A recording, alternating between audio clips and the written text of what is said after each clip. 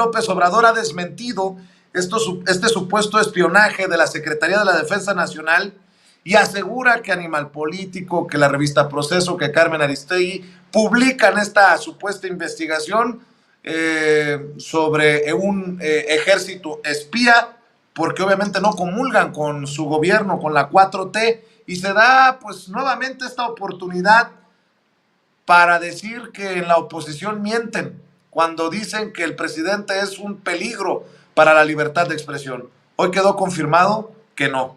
Que así sea, Nayeli Roldán, la corresponsal de Animal Político, se puede parar en Palacio Nacional y plantearle al presidente lo que ella decida.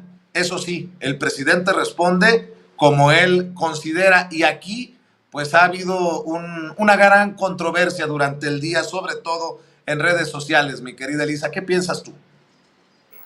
Vicente, yo creo que, bueno, de entrada estoy totalmente de acuerdo con lo que dices en el sentido de que lo que vimos hoy en Palacio Nacional, pues es un ejemplo muy claro de pues la libertad que existe en México en términos de la prensa, pues, ¿no?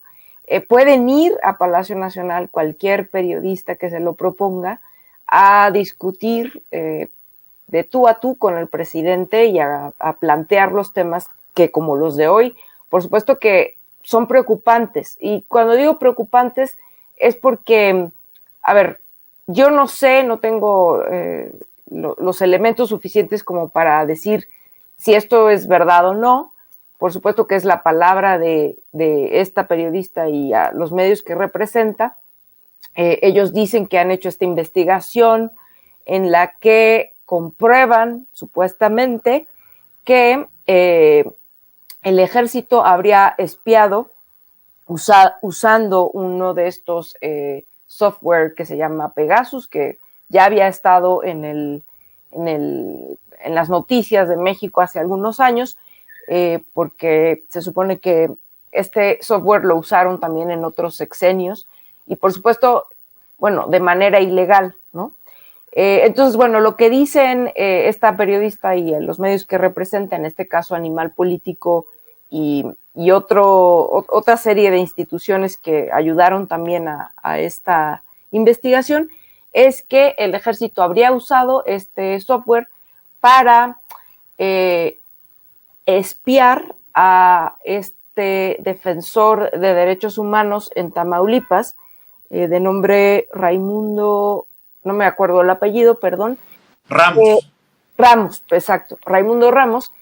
Por cierto, en el contexto de hace 3 años, al parecer, o casi 3 años, en el que, bueno, hubo una situación con el ejército y hubo bajas civiles, por supuesto, se entiende que el ejército intervino y pues las mató, las abatió.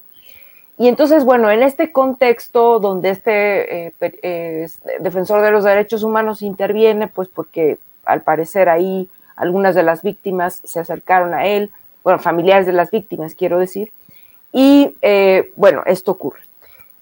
A mí me parece importante un poco recordar y desmenuzar esto porque de pronto, bueno, lo que veo es que en redes sociales, pues, claro, la oposición celebró esto como si hubieran metido un gol en el campeonato mundial cuando van perdiendo, ¿no?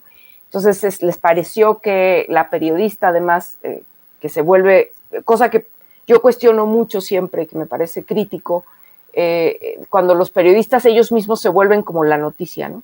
Entonces me parece que la actitud, por cierto, de la periodista, que a la oposición le pareció muy bien, bueno, a mí me pareció que se vuelve muy protagónica, ¿no? Es esta, como decían hace rato en la mesa que antes se dio, muy en el estilo de la escuela de Jorge Ramos y demás, ¿no?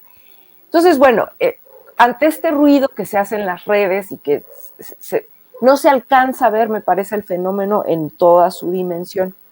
Entonces, a ver, ¿quiénes son los medios y las instituciones que están apoyando esta investigación? Bueno, está por un lado Animal Político, está por otro lado una red de, me parece que son derechos digitales, que se llama algo así como red, como con una E que es un 3 al revés, y tienen el apoyo también de un laboratorio de una universidad en Toronto que se llama Citizen Lab, ¿no? Entonces, bueno, ellos, y también, por cierto, se basan en la información de estos leaks, o que se llama de Guacamaya, ¿no? Guacamaya Leaks, ¿no? Entonces, bueno, arman todo esto, porque por cierto, esta información ya había salido hace unos meses, ¿no? Pero bueno, ahora la retoman y la presentan en la mañanera, ¿no? Entonces, bueno, lo que me parece que hay que tomar en consideración es que, insisto, yo no tengo ningún elemento ni para desestimar la información que se presentó, ni para afirmar que es completamente verídica. Es decir, creo que efectivamente se tendría que hacer una investigación y que entiendo, el caso ya había llegado al ejército y ya el presidente mismo había ordenado que se investigara, ¿no? Entonces, eso tendríamos que saber un poco más al respecto de cómo han sido estas investigaciones, qué se ha concluido, etcétera, ¿no? Digo, para no irnos con la finta de que pues nada más cuando va esta reportera y pregunta de manera muy vehemente, pues ya lo que está diciendo ya es hecho consumado, ¿no? Habrá que ver y habrá que investigar. Ahora, ¿cuáles son los intereses? Que creo que me parece importante recordarlo, aunque lo sabemos, los intereses de quién realiza esta investigación. Y cuando digo los intereses me refiero no solamente a decir que están por desentrañar una verdad de lo que está ocurriendo, ¿no? No, me refiero al hecho de que son Animal Político, estos Citizen Lab, Red, un conglomerado, digamos, de, como digo, medios e instituciones que bajo el argumento de defender los derechos humanos, bajo el argumento de defender la libertad de prensa, bajo el argumento de defender o de hacer periodismo de investigación, pues por lo menos en este sexenio, lo que va de este sexenio, pues han tenido un papel muy particular en precisamente confrontar al presidente y ponerse del lado pues de la oposición, ¿no? Entonces, no quiero reducir todo a eso, pero ciertamente son medios e instituciones que tienen una agenda, ¿no? Tienen una agenda muy clara, que, insisto, bajo la óptica progresista, pues uno no puede negar la importancia de la libertad de expresión o la importancia de periodismo de investigación, pero también habría que decir muy claramente pues que estas instituciones y que estos medios pues tienen una posición política, ¿no? Y la han tenido siempre, no es de ahora, no es nueva, porque como te digo, estas piezas de investigación, que por cierto, te digo que en este sexenio han sido como muy recurrentes, ¿no? Y que al final, digamos, pues no llegan a mucho, ¿no? Son diría yo, llamaradas de petate, que tienen pues mucho eco en ciertos medios, en ciertos círculos, pero que realmente no han concluido nada. Me acuerdo ahora mismo del tema de la Casa Gris, por ejemplo, o de cuando supuestamente los hijos del presidente habían hecho un negocio ultramillonario con el tema de la producción de cacao y chocolate.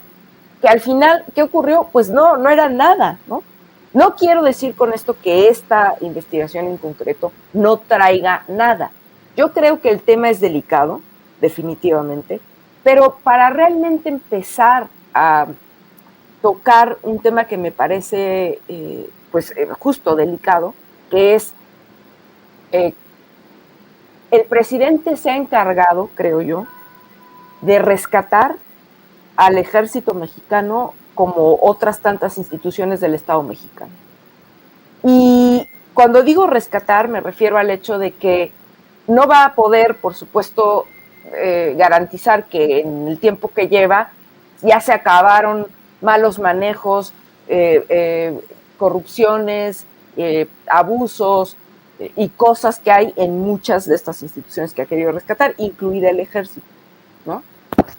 Lo que quiero decir es que es muy relevante lo que López Obrador ha hecho con relación al ejército. Es el presidente que no recuerdo otro, al menos no sé tú, Vicente, o nuestra audiencia, que haya tenido la voluntad y la intención de, por ejemplo, invitar y hacer que el ejército abriera sus archivos, como lo ha hecho, como también abriera sus instalaciones, como el campo militar número 1, que por cierto también dejara de cometer masacres, ¿no?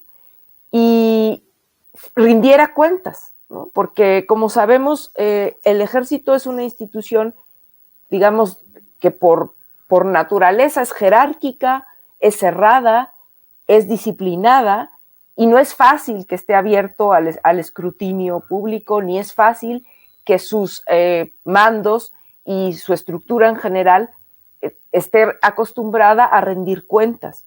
Entonces, esto de que el ejército esté sujeto al escrutinio, a la transparencia, a que rinda cuentas y demás, era algo que no habíamos visto antes, ¿no?